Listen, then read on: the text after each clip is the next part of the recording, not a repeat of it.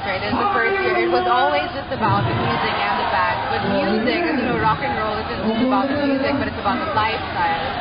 So this is the first time we're trying something out, and hopefully it works so we can do this every year. I think we're about ready. There are a lot of skaters, there are a lot of tattoo artists, and people who get tattoos, and a lot of people who want to get into film, but maybe they just need a little push that I guess Red Horse, the music lab, is going to give them.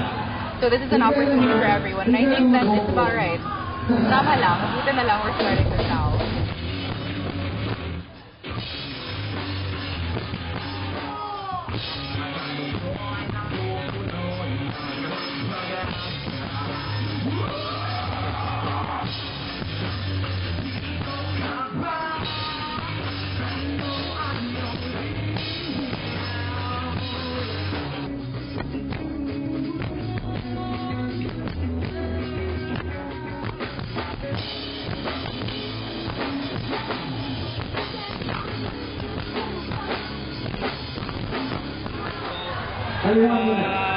Habang nandiyo yung drive, shoot ka na shoot. Saka mo na lang ng question after siguro. So, sa mga kids or sa mga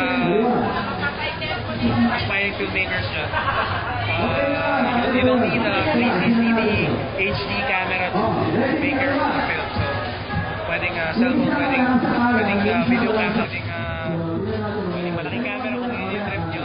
Pwede kayo mag-film, pwedeng still cameras, pwede kayo mag-animation.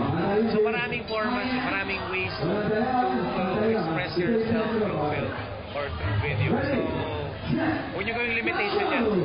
Yun. Shoot na shoot. Habang nandiyan yung drive, kuha na kayo ng film nyo.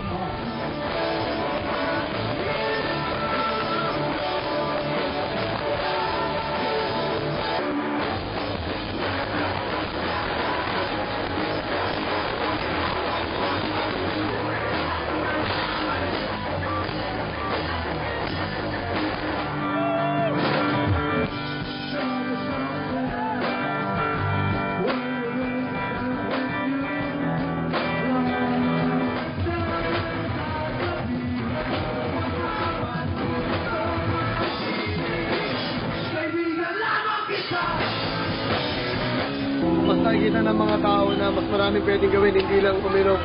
Kaya sa walang ginagawa, maganda yan. Saka dapat lagi lang tayo mag-ingat lagi. Tama.